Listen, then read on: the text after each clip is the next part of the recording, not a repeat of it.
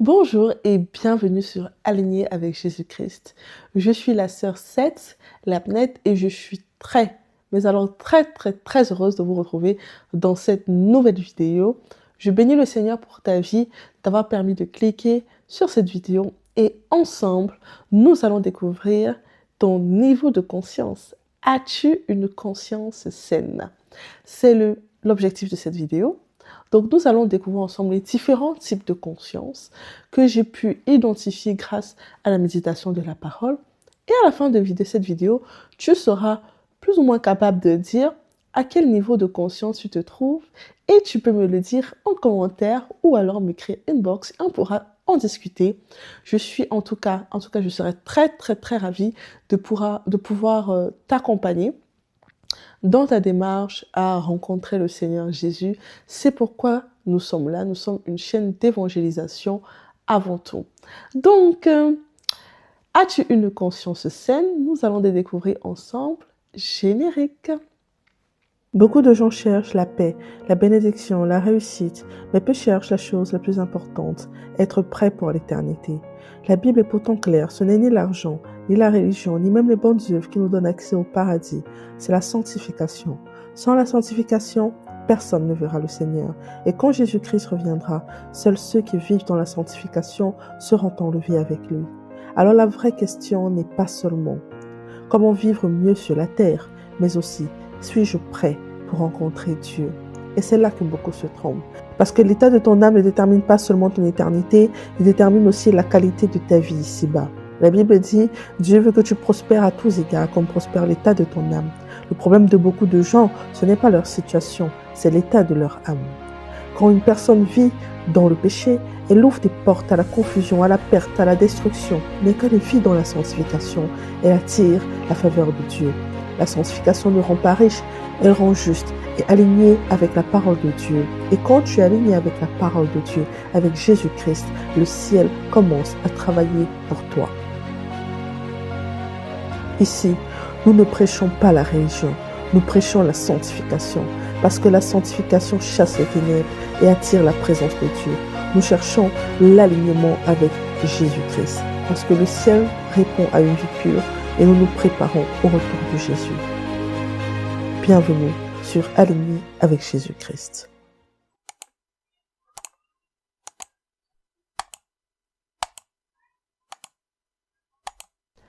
Alors, as-tu une conscience saine?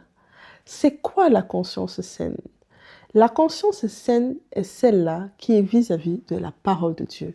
C'est-à-dire que, la parole de Dieu, c'est-à-dire que la parole de Dieu est notre miroir. La parole de Dieu est ce qui va pouvoir nous dire si nous sommes véritablement conscients et si cette conscience est pure.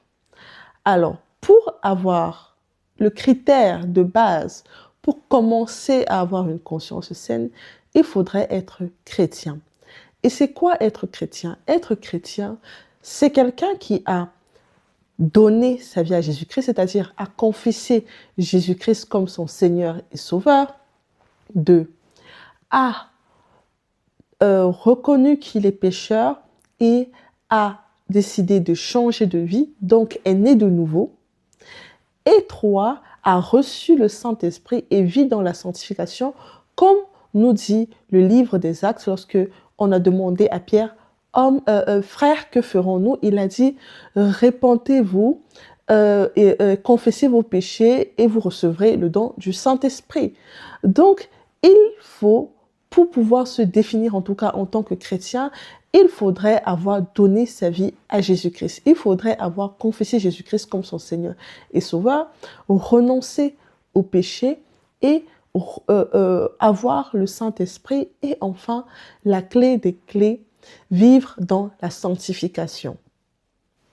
Je tiens vraiment à donner cette définition complète parce que cette définition complète, c'est celle-là qui nous donne la validation d'avoir une conscience saine. Si on ne remplit pas toute cette case, on ne peut pas dire en tout cas qu'on a une conscience saine parce que sans Jésus, on ne peut pas avoir une conscience saine. C'est Jésus qui purifie nos pensées.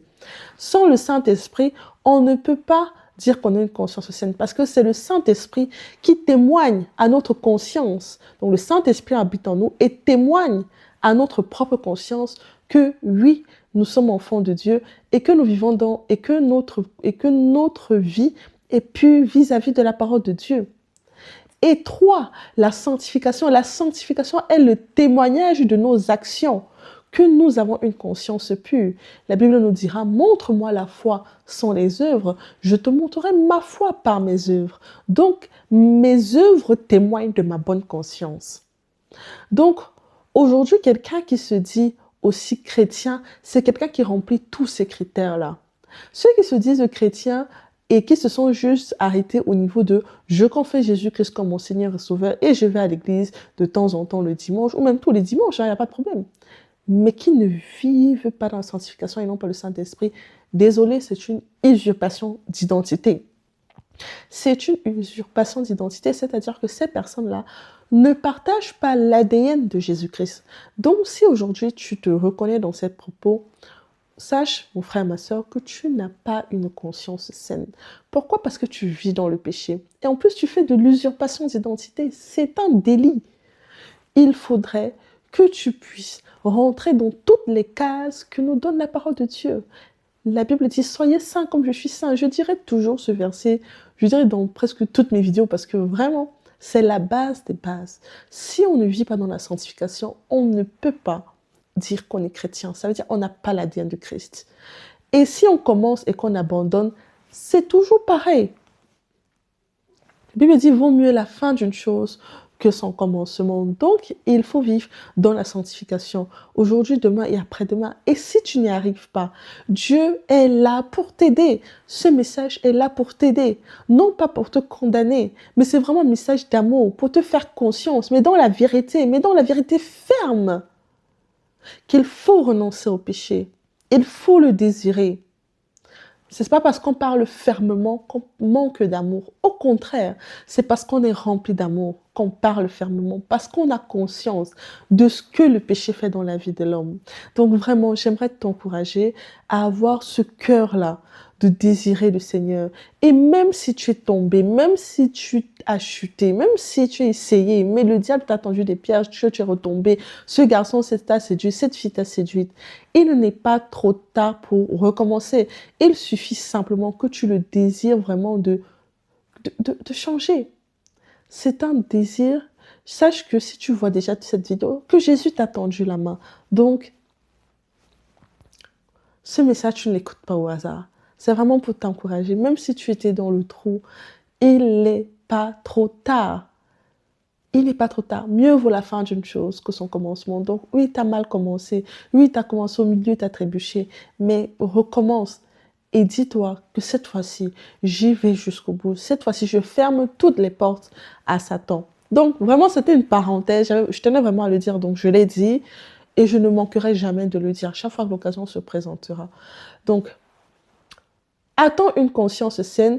Oui, on peut témoigner qu'on a une conscience saine lorsqu'elle est vis-à-vis de la parole de Dieu, lorsqu'on obéit au commandement de Jésus-Christ, lorsqu'on a reçu Jésus-Christ comme son Seigneur et Sauveur, lorsqu'on a le Saint-Esprit, lorsqu'on vit dans la sanctification. Oui, on peut, en tout cas, personne ne peut le dire, je ne peux pas le dire pour toi. Si tu es dans ce cas et que tu regardes cette vidéo, vraiment, gloire à Dieu, je bénis le Seigneur pour ta vie, tu as une conscience saine. Si ce n'est pas le cas, alors tu te retrouves certainement dans les 4 autres cas que j'ai identifiés par la grâce de Dieu, qui ce sont ces personnes dont automatiquement n'ont pas la conscience saine. Et donc, on va évaluer ensemble à quel niveau de type de conscience tu te trouves. Non pas vis-à-vis de la parole de Dieu, parce qu'effectivement, dans ce cas, ça veut dire que tu ne la connais pas, ou du moins tu ne la connais pas suffisamment, et donc tu ne peux pas y obéir. Et donc, tu te retrouves donc à quel niveau de conscience? Donc, c'est parti pour le premier cas.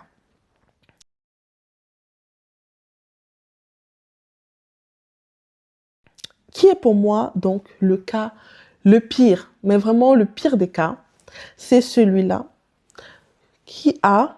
c'est une personne donc qui a accepté la prison du péché, s'est habitué au péché et désormais aime le péché. Donc, c'est quelqu'un qui euh, aime le péché. Donc, tu vas lui dire de renoncer au péché. Non, en fait, il aime tellement ça que c'est lui-même qui va chercher ça. Pour donner un cas précis, on va par exemple prendre le cas des sorciers conscients. Donc, le sorcier, le diable ne t'a pas demandé d'être dans la sorcellerie, hein. Il t'a pas. Donc, peut-être qu'on t'a invité, mais tu avais même le moyen de dire non, mais non. Parce que la gloire, parce que l'argent, parce que le pouvoir, parce que les sorciers, des fois, ils pensent qu'ils ont trop de pouvoir. Pourtant, ils sont.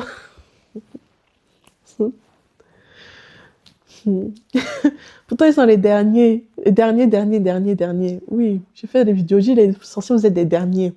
Si vous voulez, venez me provoquer. Mais vous êtes les derniers. Ce n'est pas moi qui vais me défendre, c'est Jésus-Christ qui va me défendre. Les sorciers sont les derniers de la société. Donc, quelqu'un qui a peur d'un sorcier vraiment, ou le sorcier, quelqu'un qui va dans la sorcellerie parce qu'il veut gagner de l'argent, parce qu'il va avoir le pouvoir, tu n'as aucune puissance. Jésus-Christ t'a vaincu à Golgotha. Tu n'as aucune force.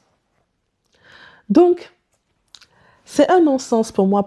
Donc, vraiment, le ciel, ces personnes, donc la Bible dit quoi de ces personnes? Tu avais confiance dans ta méchanceté. Tu disais, personne ne me voit. Ta sagesse et ta science t'ont séduite. Et tu disais en ton cœur, moi et rien que moi. Donc, la Bible définit ces personnes comme des personnes qui se croient sages, mais en réalité, permettez-moi de le dire, ils manquent de sagesse, pour ne pas dire bête. Donc, je dis, ils manquent de sagesse. Ils manquent de sagesse parce que ils croient que ils connaissent la science, ils ont la puissance, ils ont le pouvoir, ils ont la liberté, et ils se confient en ça au lieu de se confier en Jésus-Christ, qui donne la véritable puissance, la véritable force, le salut, la vie éternelle, la grâce. Non, ils vont se confier en des faux dieux. En fait, on leur fait croire qu'ils sont tout puissants. Mais en fait, ils sont rien. Et ils aiment ça. Le pire, c'est qu'ils aiment ça. Ils aiment tellement ça. Donc, il faut vraiment, dans ce genre de personnes, la grâce de Dieu pour les localiser. D'autres personnes aussi que je citerai dans cette catégorie, pour ne pas tout citer, hein, mais vraiment, chacun va essayer de se reconnaître. Il y a les L là, et ça commence par L et ça finit par T. Des fois, ça finit par plus. Donc, qui vont, comme ça aussi, parce qu'ils aiment le péché. Donc, on va leur parler de l'évangile, ils vont te dire, ils vont donner plein de raisons. Oh, je suis né comme ça, machin et tout, pour ne pas recevoir le salut en Jésus-Christ. Donc, cette personne, c'est vraiment, généralement, égocentré, comme la Bible dit. Tu disais, ce n'est que moi, rien que moi. Donc, tellement tourner vers soi, se tourner sur ce qui leur plaît, tourner vers le plaisir de la chair, se tourner vers la gloire, de comment on les voit, de comment ils sont perçus, de ce qu'ils peuvent avoir, de la puissance, de ce qu'ils peuvent montrer. Mais en fait, ils n'ont rien. Ils ne bâtissent que dans le vide. En fait, ils ne bâtissent même rien parce que lorsqu'on va fouiller, il n'y a rien. Et donc, vraiment, ce genre de personnes, j'ai vraiment beaucoup de compassion pour, pour vous, si vous me regardez. J'ai vraiment beaucoup de compassion et j'aimerais vraiment que vous puissiez réaliser qu'en fait, vous vous mettez vraiment le doigt dans l'œil. C'est Jésus-Christ qui sauve. Et ne vous confiez pas en ce que vous possédez. Ne vous confiez pas en ce que vous croyez être, en ce que vous croyez en voir. C'est vraiment, il n'y a que Jésus qui sauve. Vous êtes vraiment dans l'erreur, dans l'égarement, et donc votre conscience est tellement éloignée de Dieu qu'il faut vraiment être au contact perpétuel. Donc vraiment, c'est pour tout le monde, hein, mais vraiment être au contact perpétuel de la parole de Dieu pour pouvoir sortir de là, pour pouvoir même réaliser dans les ténèbres à quel point vous étiez. Et là, il y a la parole. La parole. Vraiment lire la Bible.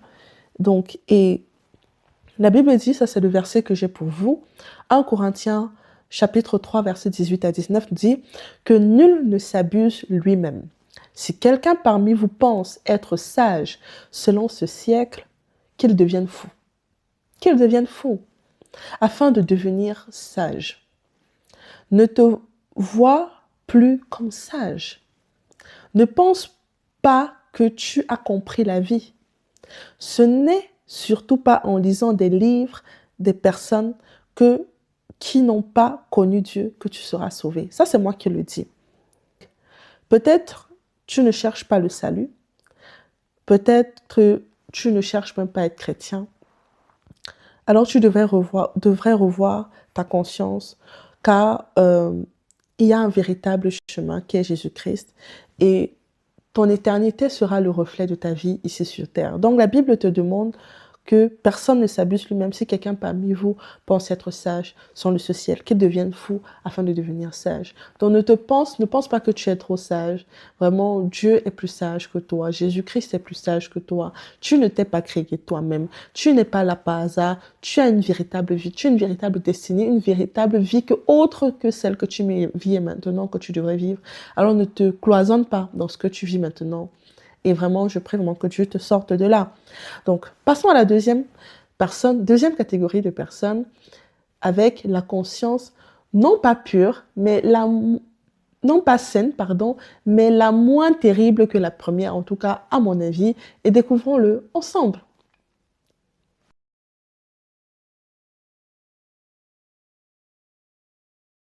Le deuxième cas de personne, c'est vraiment le cas d'une personne qui a été kidnappée. Moi, je dirais kidnappée, c'est quelqu'un qui s'est retrouvé dans le péché, mais ne l'a pas désiré. C'est vraiment la vie qui l'a mis là-dedans.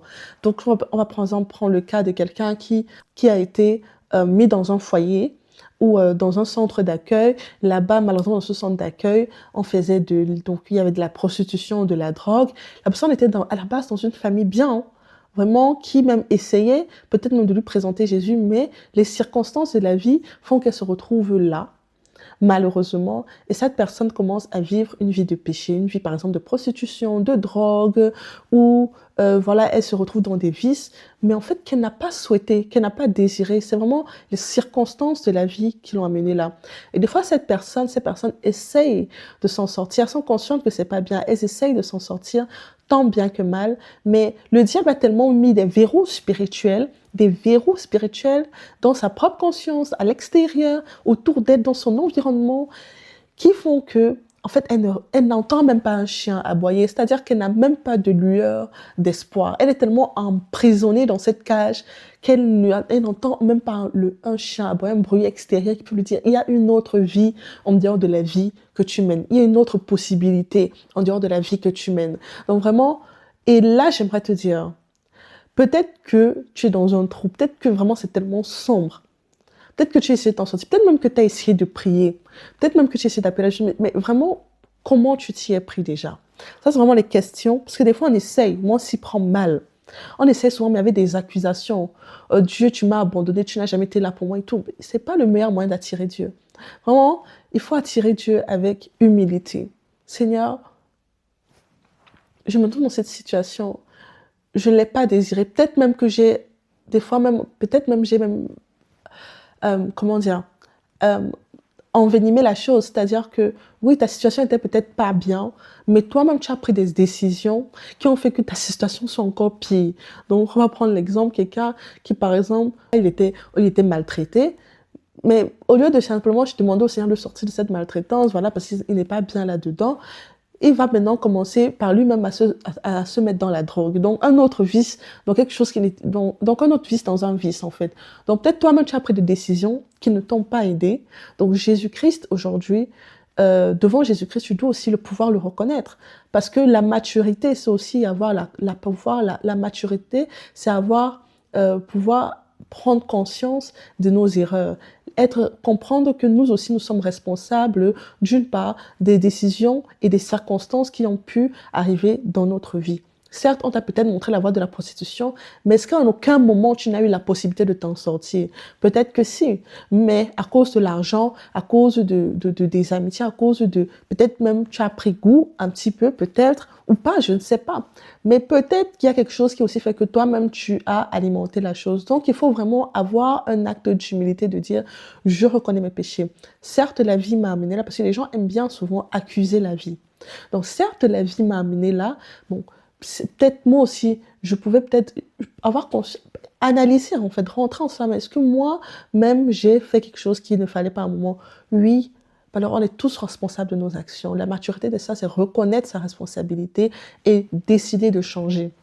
Non, avoir l'humilité devant le Seigneur de dire, j'ai mal fait et aujourd'hui je veux changer. J'ai mal fait et aujourd'hui je veux pouvoir que ça change. J'ai été captive, j'ai été prisonnière, on m'a mis là-dedans, je me souffrais là-dedans. Mais vraiment aujourd'hui, je veux que les choses changent. Seigneur, s'il te plaît, reçois-moi. Donc il faut confesser ses péchés et il ne faut pas avoir peur de... Je ne te juge pas, je ne te juge pas, personne ne te juge. Donc si tu te sens à pouvoir voir quelqu'un de confiance pour lui confesser tes péchés, il faut le faire parce qu'il faut aussi dévoiler les œuvres du diable. Il ne faut pas juste prier, mais garder. Il faut vraiment avoir le courage par la force du Saint-Esprit, hein, pas par soi-même, mais la force du Saint-Esprit de dire, là je vais confesser, je vais dévoiler, je veux aller plus loin. Quand j'ai la force du Saint-Esprit, c'est pas que tu reçois d'abord le Saint-Esprit avant de le faire, mais tu le fais en sachant que ton acte va activer la présence de Dieu, attirer l'Esprit de Dieu, attirer Dieu à venir à ton secours.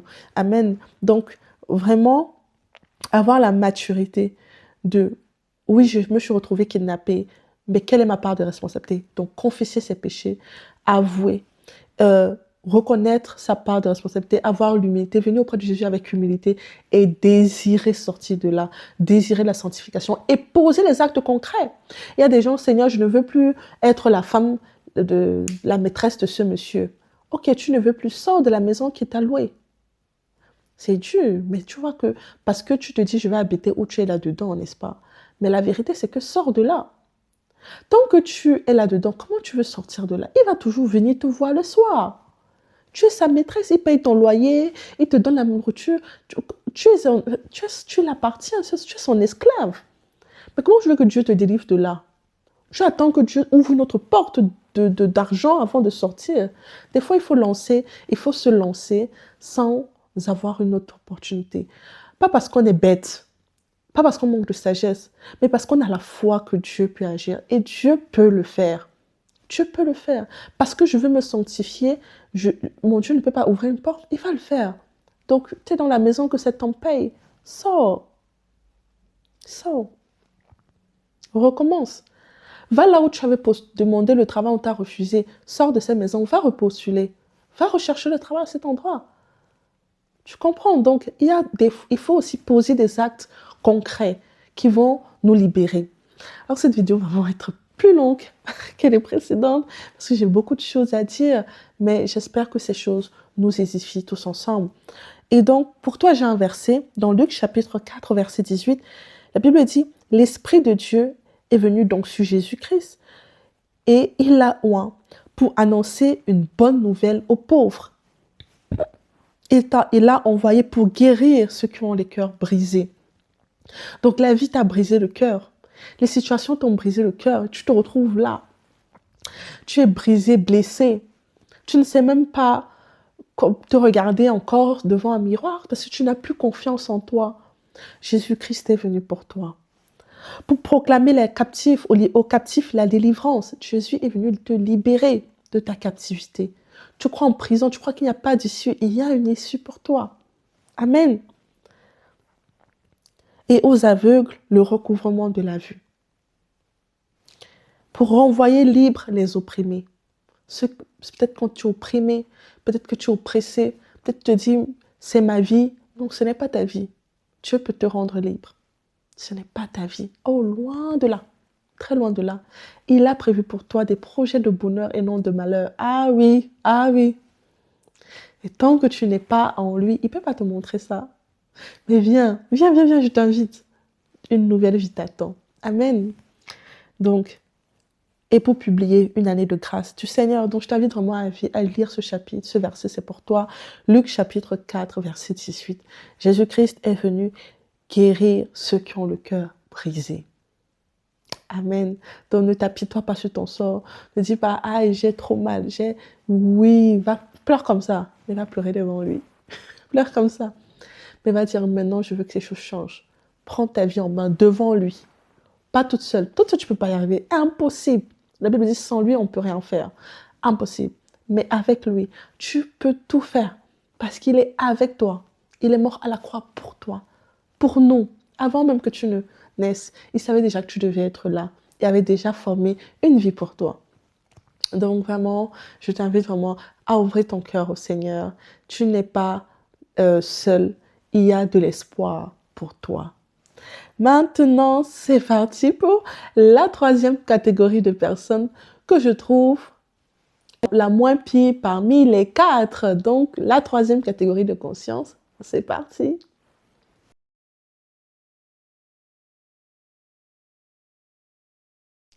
La troisième catégorie de personnes, ça va être donc de conscience.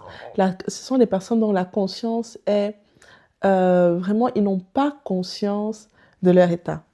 Donc, ils n'ont pas conscience qu'ils sont dans le péché, ils n'ont pas conscience de l'absence de Christ, en fait. Donc, ça va être des personnes que vraiment la vie a choyé. Vous voyez, je ne dirais pas que la personne est riche ou milliardaire, non, je dirais vraiment simplement une personne qui a reçu tout l'amour nécessaire, vous voyez, de papa, de maman, de l'encourage, a eu un bon cadre de vie et surtout, des fois, les parents ont enlevé toutes les alertes possibles. Donc, la personne ne vit pas la vie comme, ne voit pas la vie sous un angle de je dois faire attention. Et est-ce qu'il y a quelque chose qui m'attend après la mort? Non, vraiment, la personne a ses papas, maman, son entourage, elle fait ses études, elle a son travail, elle mène sa vie tranquille, elle avance, elle a sa voiture, mais elle vit bien, elle vit tranquille, elle n'est pas forcément riche, hein. Je ne parle pas de richesse, je parle simplement de quelqu'un qui est bien dans sa tête, qui pense vivre une vie normale, mais oui, une vie normale, mais sans le Christ. Donc la personne va être là, va avoir de la joie, elle n'a pas de problème de dépression. Oui, peut-être de temps en temps, elle peut se sentir triste, mais voilà, après, elle en parle avec papa, avec maman, avec une amie, ça va mieux, on trouve une solution, voilà. Vraiment quelqu'un qui va prendre la vie comme il vient. Elle va faire tout ça, mais elle n'a pas le Christ, elle ne réalise pas qu'elle est dans le péché. Parce que tout le monde est dans le péché, hein. Vraiment, quelqu'un qui va dire je ne pêche pas, c'est impossible. Je pense que voilà, c'est impossible. Donc elle est dans le péché, mais pour elle, vraiment, c'est pas quelque chose de catastrophique parce que en même temps, tout le monde le fait. Elle n'a pas un modèle de sanctification. Elle n'a pas un chrétien à côté d'elle ou à côté, voilà, qui pourra lui montrer une vision différente, quelque chose d'autre. Donc elle est vraiment dans sa bulle. Et sa vie, c'est sa bulle, en fait. Voilà. Et elle n'a pas conscience qu'il y a une autre réalité. Pas parce qu'elle est dans le pétrin, donc comme le cas qu'on vient de voir, ou quelqu'un qui n'a pas conscience qu'il y a une autre réalité, parce que vraiment, elle est dans la souffrance. Elle est vraiment bien. Mais dans cette vie bien, elle n'a pas conscience qu'il y a encore mieux, qu'il y a encore de best avec Jésus-Christ. Elle n'a pas conscience que la véritable joie est en Jésus-Christ, la véritable paix est en Jésus-Christ. Elle n'a pas l'espérance de la vie éternelle. Donc, cette personne-là, des fois, ne va même pas penser trop à son éternité. Vraiment, la vie, c'est au jour le jour. Et voilà. Ou peut-être qu'elle va y penser, mais elle ne réalise pas l'espérance qu'elle recevrait en Jésus-Christ. Et donc, pour toi, j'ai vraiment un passage. C'est Éphésiens chapitre 1, verset 18. Donc, qu'il illumine, on nous parle de Jésus-Christ, qu'il illumine les yeux de votre cœur pour que vous sachiez quelle est l'espérance qui s'attache à son appel. Donc, l'appel que Jésus te fait aujourd'hui de devenir enfant de Dieu. Quelle est la richesse de la gloire de son héritage qu'il réserve aux saints. Donc oui, aujourd'hui, tu as une belle vie. Aujourd'hui, tu vis bien, mais sache que il y a une richesse et une gloire qui s'attachent à l'héritage qui est l'héritage qu'attendent les saints. Donc ta vie que tu mènes, je trouve que c'est bien. C'est 1000 fois moins bien, 1 milliard de fois moins bien que la vie que Jésus-Christ a réservée pour les saints dans l'éternité. Oui, je suis désolée de te décevoir. Si c'est maintenant que tu réalises, je suis désolée de te décevoir. Mais Jésus-Christ a 1000 fois, 1 milliard de fois, 2, 3, incomptablement 1000 fois mieux que ce que tu vis aujourd'hui. Donc, il y a une richesse qui s'attache à notre héritage en Jésus-Christ, une vie que Dieu a prévue pour nous les saints. Et si tu veux les découvrir, commence par le livre d'Apocalypse. Commence par le livre d'Apocalypse. Vraiment, ça décrit le royaume, ça décrit comment c'est. Apocalypse, c'est pas un livre qui fait peur, hein, on pense des fois. Hein. Donc, si tu veux découvrir l'espérance que nous avons en Jésus-Christ, tu vas un peu lire Apocalypse. Et n'aie pas peur. N'aie pas peur. Quand tu lis Apocalypse, va lire les évangiles. Dieu a prévu de merveilleuses choses pour toi. Donc, si tes parents ou si la vie ne t'avait pas montré cette facette-là, aujourd'hui, j'espère que tu prends conscience par la grâce de Dieu. Et Voilà, on va terminer avec notre quatrième catégorie de personnes. Ce ne sont pas les personnes qui ont la conscience la plus saine, loin de là, parce que ils ne connaissent pas Jésus-Christ encore, du moins comme il faut, peut-être, et du moins ils ne sont pas nés de nouveau, mais c'est les personnes que je dirais qui ont la conscience la meilleure. Pas la meilleure par rapport à la parole de Dieu. Ceux qui ont la conscience saine, qui vivent dans la situation, qui ont Jésus, etc., comme on a vu au départ, c'est ceux-là qui ont la meilleure des consciences. Mais dans notre catégorie de ces quatre personnes, celle-là, justement, c'est les personnes que le Seigneur Jésus-Christ aime. Je dirais même que le Seigneur Jésus, non, le Seigneur Jésus vous aime tous. Il vous aime tous. Je peux pas dire ça. Il vous aime tous. Mais vraiment, si quelqu'un est déjà à cette étape de conscience, je dirais que tu as la plus belle des consciences. Et c'est quoi cette conscience? On va le découvrir tout de suite.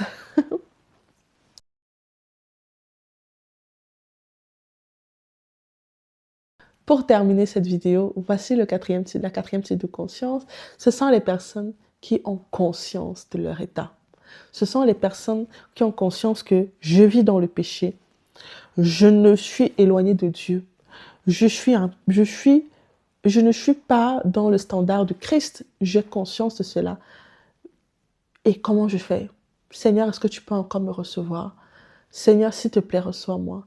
Seigneur, quel est le chemin? Qu'est-ce que je dois prendre? Des fois, ils ne disent même pas Seigneur parce qu'ils ne savent même pas que c'est Jésus-Christ, vers Jésus-Christ qu'il faut se tourner. Donc, si tu es dans cette situation-là où tu cherches le salut, tu es conscient que tu es dans le péché, mais tu ne sais pas si c'est Allah, tu ne sais pas si c'est Bouddha, tu ne sais pas si c'est Jésus, stop. Aujourd'hui, je te dis, c'est Jésus-Christ. Seul Jésus-Christ est le chemin, la vérité et la vie. Seul Jésus-Christ donne la vie éternelle. Tu ne trouveras le salut en aucun autre nom que le nom de Jésus-Christ. C'est ce que nous dit la parole de Dieu. Crois au Seigneur Jésus, toi et toute ta famille, vous serez sauvés. C'est ça que Jésus a prévu pour toi. Donc, si vraiment tu te poses la question, je suis consciente que je suis dans le mal, est-ce que je peux encore être sauvé? Qui peut me sauver? Sache que c'est Jésus-Christ. C'est Jésus-Christ. Donc, vraiment, le passage que j'ai pour toi, c'est Matthieu chapitre 13. Le royaume des cieux est encore semblable à un trésor caché. Donc, Matthieu chapitre 13, verset 44, pardon, à 46, je précise. Le royaume des cieux est encore semblable à un trésor caché dans un champ. L'homme qui l'a trouvé le cache et dans sa joie, il va vendre tout ce qu'il a et achète ce champ. Le royaume des cieux est encore semblable à un marchand qui cherche de belles perles. Il a trouvé une perle de grand prix et est allé tout vendre ce qu'il avait et l'a acheté. Donc, si tu es dans ce truc-là où tu cherches le royaume des cieux, c'est Jésus-Christ qui donne le royaume des cieux. C'est Jésus-Christ qui est mort pour toi. C'est Jésus-Christ qui est resté pour toi. Jésus-Christ peut te donner la vie éternelle. Et Jésus-Christ dit, n'hésite pas. En fait, ce passage est en train de te dire, n'hésite plus, vends tout, abandonne tout. Si tu te poses encore des questions, quitte tout. C'est-à-dire que, je suis pas en train d'aller vendre ta maison, ou ta voiture, ou tes enfants, je sais pas quoi, ou tes bijoux. Non, je dis simplement, abandonne-toi. Ce passage est en train de dire, abandonne-toi à Jésus. Si il faut, comme on a vu tout à l'heure, si tu habites dans la maison d'un homme qui te paye, quitte de là, laisse tout ce qui te retient dans le péché. Quitte tout ça. Ferme toutes les, quand on parle de fermer toutes les portes d'accès, c'est ferme toutes les portes d'accès que tu sais consciemment déjà à ton niveau qui ouvrent la porte au péché. Et dans le Christ, dans ta relation avec Dieu, Dieu te fera encore, t'ouvrira encore les yeux spirituels pour que tu vois toutes les autres portes d'accès qu'il y avait dont tu n'avais pas conscience et tu les fermeras. Mais déjà, quand tu connais que ce numéro, s'il m'appelle, je vais finir à l'hôtel, supprime-le. Quand tu connais que ce numéro, si quelqu'un m'appelle, je vais finir par mentir, supprime-le. Ou ne décroche pas. Ou bien, en fait, tout ce qui te mène d'une part, qui t'amène dans le péché. Quand tu connais que quand tu prends ton téléphone, c'est pour passer 4 heures dans la distraction. Efforce-toi. Pour au début, efforce-toi. Parce que avec la prière et avec l'aide de Dieu, ça va devenir une habitude. Et puis, tu vas délaisser ce comportement. Donc, vraiment, j'aimerais seulement faire conscience, te faire prendre conscience, que tout péché peut être, tu peux mettre fin à ça. Mais toi, ce passage est en train de te dire, Ferme toutes les portes d'accès à l'ennemi. Jette-toi, donne-toi à Jésus. Même s'il y a d'autres portes d'accès qui restent ouvertes, pour l'instant, ok, il n'y a pas de problème. Jette-toi déjà avec ce que tu as pu faire. Fais confiance à Jésus, abandonne-toi. Ne réfléchis plus trop. Vends tout, laisse tout tomber. Ne réfléchis plus trop. Ne dis plus, et si, et mes parents, et ma famille, et mes amis. Moi, je suis devenue chrétienne, ma famille m'a rejetée. J'étais musulmane, on m'a mis dehors, hors de la porte. Mais comment Dieu fait ces choses? J'habitais avec un membre de ma famille et Dieu m'a dit, et une de mes camarades m'avait dit, je pense que tu devrais quand même essayer de prendre ton appart. J'étais à l'université, essayer de demander à avoir une chambre en chambre d'université, tu es déjà grande et tout, avoir ta chambre à l'université. Au départ, je voulais pas, après je me suis dit, bon, pourquoi pas, et puis, bon, moi, au départ, je voyais ça comme la possibilité d'avoir plus d'indépendance. Et on m'a donné ma chambre, et à la période où je suis devenue chrétienne, c'est à la période là qu'on m'a donné ma chambre et on m'a chassé de la maison. Heureusement, j'avais ma maison. Heureusement. Donc, crois au processus divin de donner ta vie à Jésus.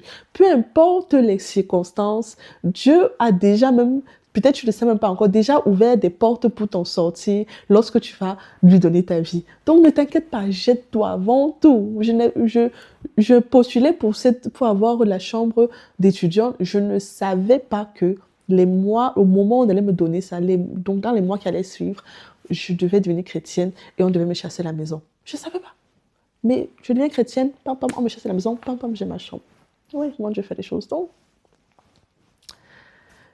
il n'y a pas de quoi avoir peur. Il n'y a vraiment pas de quoi avoir peur. Jette-toi. Vraiment, jette-toi.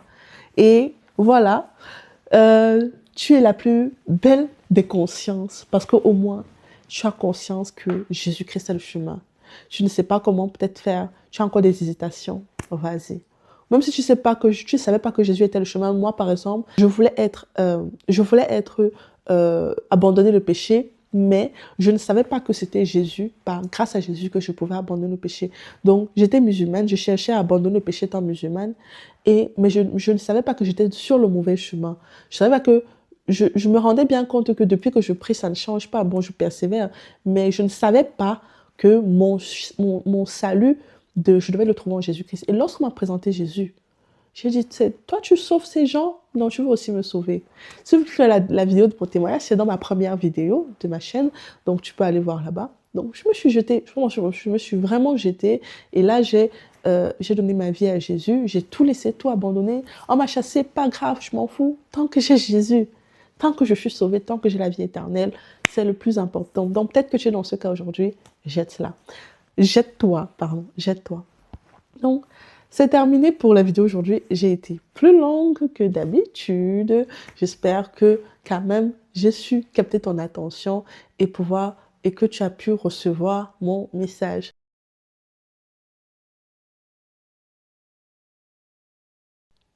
Avant de se séparer, j'aimerais qu'on fasse une petite expérience ensemble sur comment purifier notre conscience. Vous voyez, là, j'ai mis donc de l'eau avec un peu de vanille, hein. Donc ça, j'ai pas mis trop parce que sinon, il aurait fallu vraiment beaucoup d'eau pour expliquer ce que je veux dire. Mais en gros, ce que je veux dire, c'est que là, ça représente notre conscience. C'est notre conscience qui est sale. Donc, vous voyez, c'est pas très, très propre, hein. Donc, notre conscience qui est sale. Donc, quand on est dans le péché, imaginez donc un liquide, mais vraiment, vraiment très, très noir. Donc, quand on est dans le péché, notre conscience est impure comme ça. Mais le fait d'être dans la présence de Dieu, de prier, de lire la Bible, d'adorer le Seigneur, d'écouter les enseignements, de lire la Bible encore, de prier encore, d'adorer encore, d'écouter les enseignements encore, et de prier et de lire la Bible encore. Vous voyez que je ne me souviens même pas à quel niveau la couleur que mon liquide avait tout à l'heure. C'est-à-dire que moi, je vois que du blanc. Je ne sais même plus à quel niveau mon liquide s'arrêtait au départ. Parce que maintenant, vous voyez, le Christ purifie. Et c'est ça quand la Bible dit, vos péchés qui étaient rouges, ils vous rendent plus blancs que la neige. Donc au départ, tu es sale. Mais plus il y a de lui en toi, déjà, il met tes péchés dans la mer de l'oubli, donc il ne s'en souvient plus. Et pour toi-même, tu te verras de façon différente. Tu ne te verras plus tel que le monde te voyait. Toi-même, tu verras que tu es une personne différente et tu n'auras pas honte de témoigner parce que ce n'est plus toi. Si je prends ce verre, ce vase, et que je montre à quelqu'un qui vient d'entrer, est-ce qu'il peut s'imaginer qu'il y avait la saleté? Il ne peut pas s'imaginer, il va penser que le vase a toujours eu de l'eau pure comme ça, il risquait même de boire, sans savoir que au départ, c'était sale. Donc, au départ, ta conscience peut ne pas être pure. Au départ, vraiment, tu peux être, voilà, peut-être que tu n'es pas vraiment quelqu'un que tu penses que tu es trop sale ou bien, voilà. Peu importe, hein. Trop ou pas trop. Le plus vraiment important, c'est de pouvoir recevoir Jésus-Christ et de laisser cette eau nous remplir et nous purifier et nous sanctifier. Et ce n'est que comme ça qu'on entrera au ciel. On n'entre pas au ciel avec la saleté. On peut aussi aller avec la saleté, surtout la saleté qu'on entretient, donc expressement. Donc vraiment, on entre au ciel avec un état pur. Donc on est conscient que notre conscience ne nous reproche de rien. Si ta conscience te reproche de quelque chose, tu n'entreras pas au ciel. Donc, et à comment savoir si notre conscience est pure? C'est pas vis-à-vis de ce qu'on pense, c'est vis-à-vis de ce que la parole de Dieu, qu'il faut se checker, comme on a dit, la Bible, la parole de Dieu, etc. Donc, j'espère que cette vidéo t'aura fortifié, rafraîchi à vouloir bâtir une véritable relation avec Jésus-Christ. Que Dieu te bénisse énormément. J'ai hâte de te retrouver dans une nouvelle vidéo et hâte de savoir que tu avances. Nous avançons tous les deux de gloire en gloire en la même image que Jésus-Christ. Je prie pour toi, je prie pour nous tous que ton état spirituel aujourd'hui ne sera pas le même que demain, que tu iras de gloire en gloire en la même image que le Seigneur. Que Dieu te bénisse énormément. À une prochaine vidéo. Ciao, ciao!